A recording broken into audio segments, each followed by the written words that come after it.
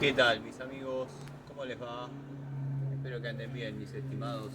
Les dejo un dato al pasar, así. Como digo siempre, para el que lo sabe, para el que no, bueno, que le sirva.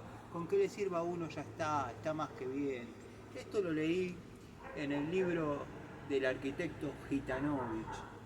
Cuando vayan a desinstalar un aire, sean profesionales o no, traten de tapar las tuercas locas las llamo yo. ¿Para qué? ¿Para qué? Me preguntarán, maestro, ¿para qué? Para que no les ingrese tierra, no les ingrese polvo, no les ingrese un cascote y después se vean con un dolor de cabeza.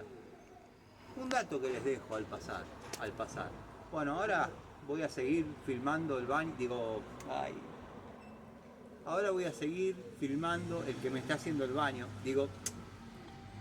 Ay Dios. Ahora voy a seguir con el baño. Disculpen, es el calor, la deshidratación. Vieron que uno, con todos los emprendimientos, darle a la pala, a la masa. Bueno, le estoy dando mucho al Hilti con G. Pero bueno, nada cuesta más que simular. Les mando un saludo.